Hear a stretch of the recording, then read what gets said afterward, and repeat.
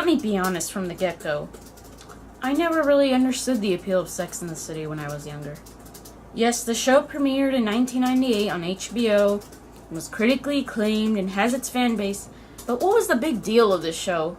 What made it so popular? And seeing it now that I'm older, does it deserve its place in television history? You honestly think I'm gonna do the whole review like this?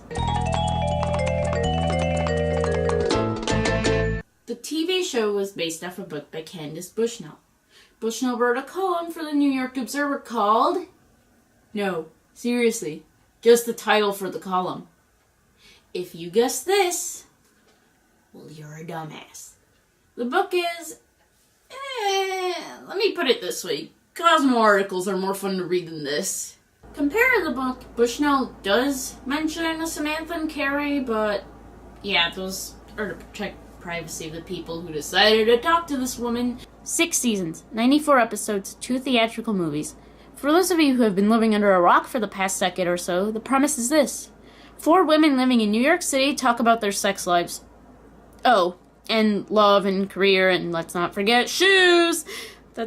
That's basically it in a nutshell. And hey, they're all unique. There's the bubbly girl who just wants to get married and start a family. Her name's Charlotte. The aggressive, cynical lawyer, Miranda. The sex pot, Samantha. And, yeah, Carrie Bradshaw. We all know her. What? You thought this show was just about sex and shoes? Nah, there's more to it than that. Sort of. Let's talk about the characters. Charlotte is the naive character of the group. She's the one who wants to get married and start a family. Because, goddamn that biological clock. Seriously, goddamn it to hell. So, she ends up meeting Trey, played by this guy. Yeah. But they have a whirlwind romance. They basically get married like that.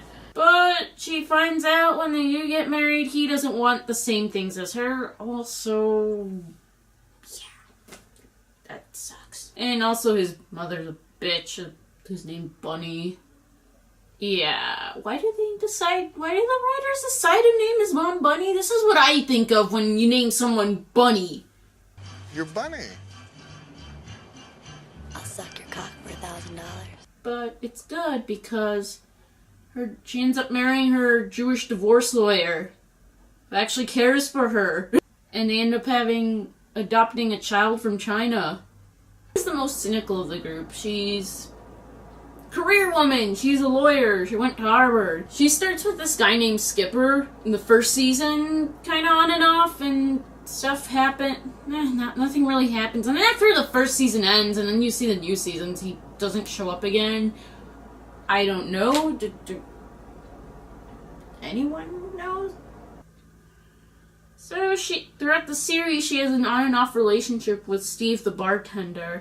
Sadly, Steve ends up getting testicular cancer. And Miranda also has a health problem of a lazy ovary, so Jesus Christ, I thought this was supposed to be a comedy. But despite those 2 bodily impairments, sort of, he knocks her up. At first, because this is a woman's show, Miranda's like, meh, I'm just gonna, abortion. Let's go to the abortion mill, as pro-lifers call it. But she's like, you know what? I'm just gonna keep this baby.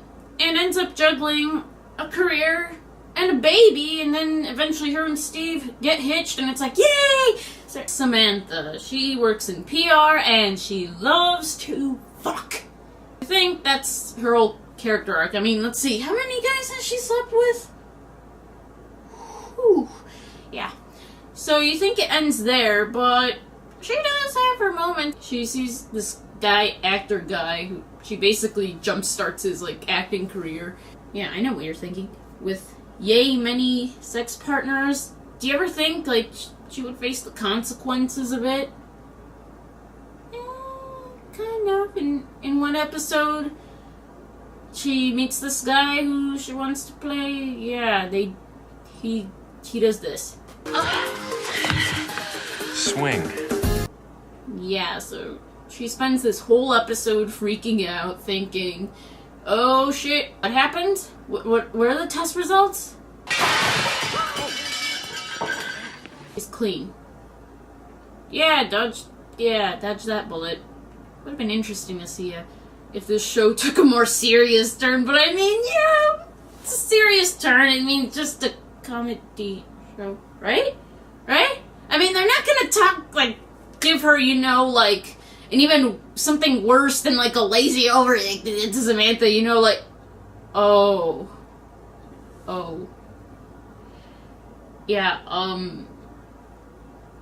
Samantha ends up getting breast cancer. It's still treated in a comedic way. Well, not really. It's actually one of the more serious parts of the TV show. Go there. And it's actually treated very well. It's probably one of the best parts of this show. Like, when they get to topic pretty serious, it's like, yeah, and that's what affects her the most, surprisingly. Not the... I mean, you think they would do, like, some, like, more serious take on STIs, but they decided to go with this. But I applaud them for going through, like, through the rounds of, you know, denial and stuff when you get news like that. I applaud you. I also love, in one of the final episodes, she actually goes to, she goes to one of those breast cancer fundraisers, and she loses all her hair because of chemotherapy. Yeah, and this happens. Brave. She's capable. She's you. Oh, fuck it, she's me. And if any of you are having hot flashes like I am, you deserve a fucking medal. Bad enough I lose my hair, now I have my face running down my couture. Oh, to hell with it. Whew. That's better.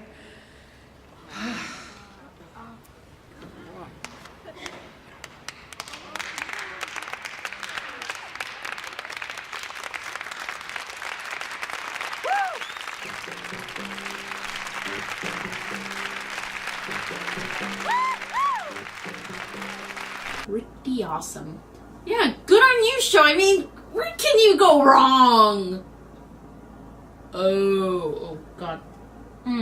Oh, yeah, there's one more character, right?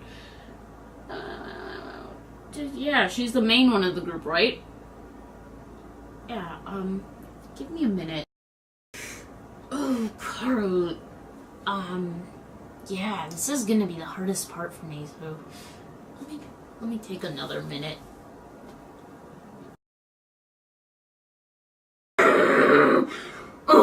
Oh god. You know how I was talking about the other characters and how they go through some sort of character development? Yeah, Carrie Bradshaw stays the same. Yep. The main character of the TV show stays the same. For the most part. So, what I'm about to say is something very, very controversial. Feel free to say it on the internet. I don't know how much one. How do I put this? Carrie Bradshaw's worse than Bella Swan! Oh shit.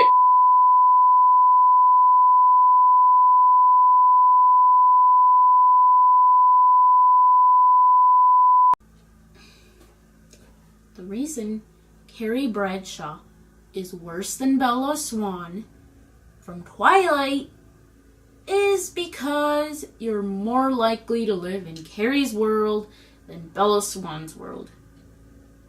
Think about it. I mean, Bella Swan has like vampires and werewolves and yeah, she's a teenager. You expect teenagers to do really stupid things and make stupid decisions. Carrie is in her mid-30s. And you know, she's really, really stupid. I mean, she's a writer that talks about relationships and sex, the main character of the show, and yeah, she has a sassy gay friend, which, by the way, yeah, you don't really know much about him other, oh my god, he's gay and he's a screenwriter. Okay, cool down,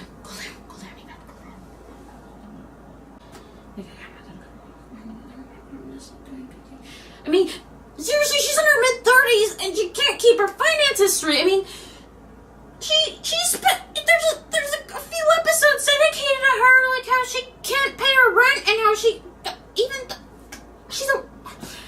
she spends it all on shoes, which by the way are so goddamn ugly. Yeah, some of her, yeah, oh yeah, I'm sorry, fashion icon Carrie Bradshaw. Okay, I need another breath.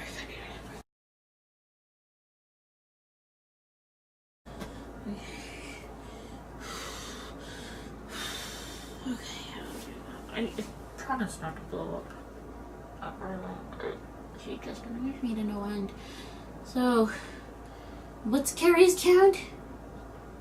Yeah, she has about 5 major relationships in this whole series. Yeah, it's like one for each season, but, you know, there's really, well, okay, take that, there's 3. Big ones are Alexander Petrovsky, Aiden Shaw. Oh, and yeah, Mr. Big. In case you couldn't tell by who I just said were her major interests, who's the one for her? It's Mr. Big, because he's the next Donald Trump, except he's younger and much better looking. Can you repeat that? He's the next Donald Trump, except he's younger and much better looking.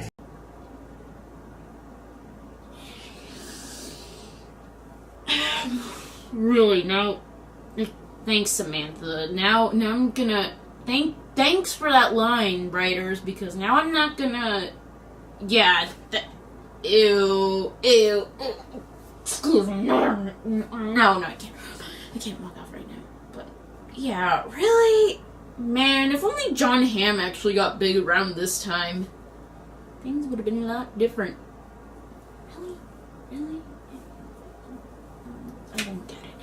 So what are Mr. Big's qualities? So he's rich, he's classy, I guess. No, okay, I have to lay off that. So yeah, and he rides in a limo all the time, like, because he's rich. And wait, what's his big flaw? Wait for it. He has commitment issues. Just like every other guy we know, right? Right? Am I right?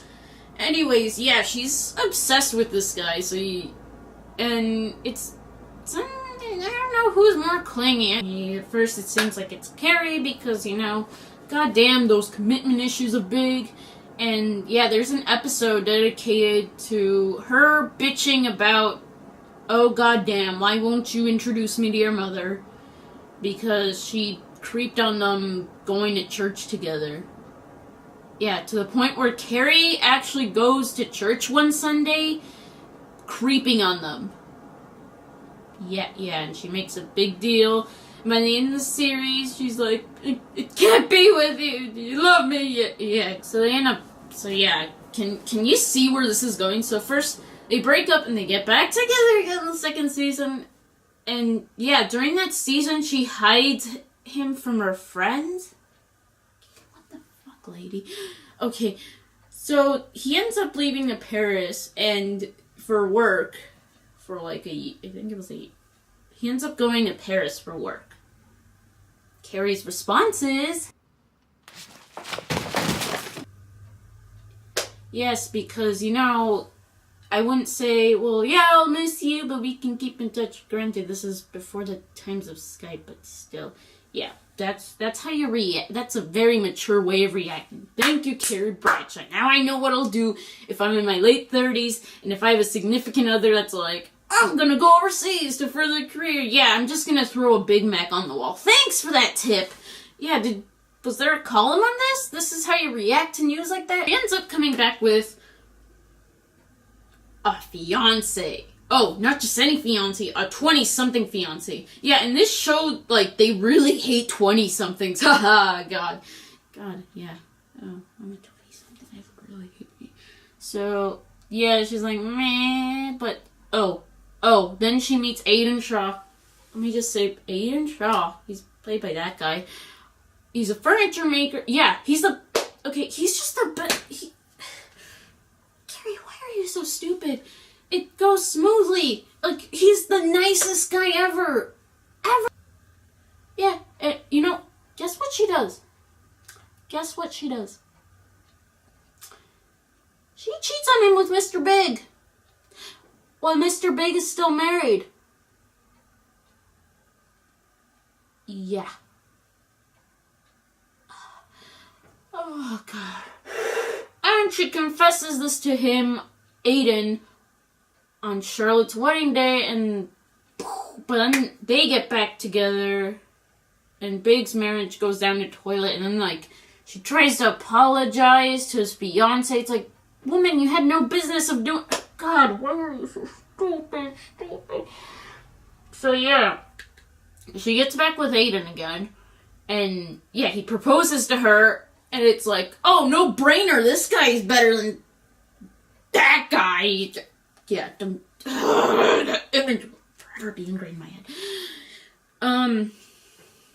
And they end up living together. And then she's like, I'm ready for marriage. Gee, and Mr. Big had the commitment issues.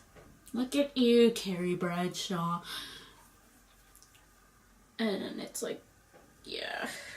Then, what else happens? Yeah, he moves again.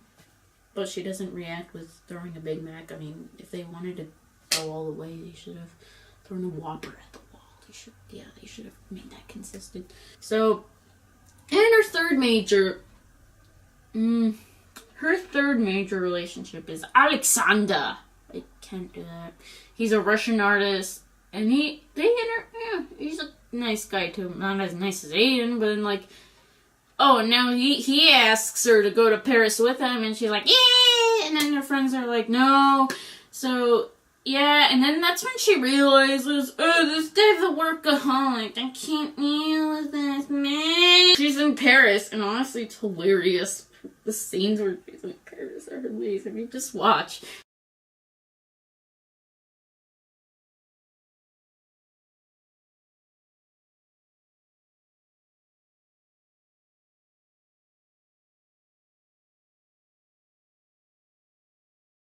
Take a wild guess and see who comes back. I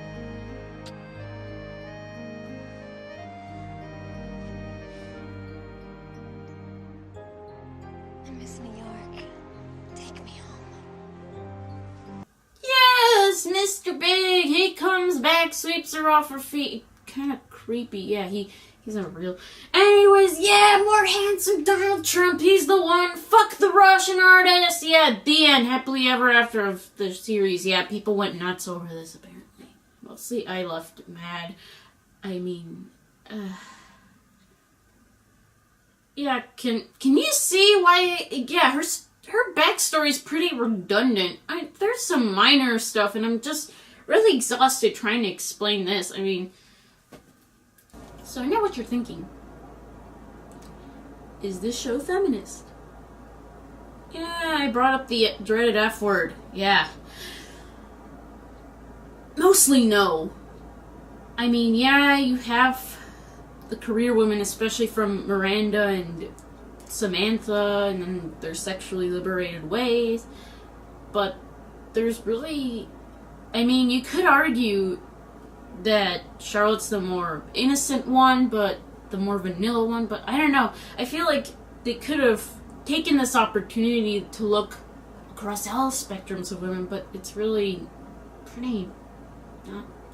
They don't have a wide spectrum. And yeah, there's Carrie Bradshaw, which I've ranted enough about. I mean, I'm exhausted from talking about it. Yeah, so I mean... There's been articles written about why it is or is not. Yes, it is a shallow show, but there were parts of it that did genuinely surprise me. If you're looking for a TV show where there are more interesting female characters, they're out there. Especially a lot as of recently. Yeah, even that one. But the films. We'll get to those another time. Yeah.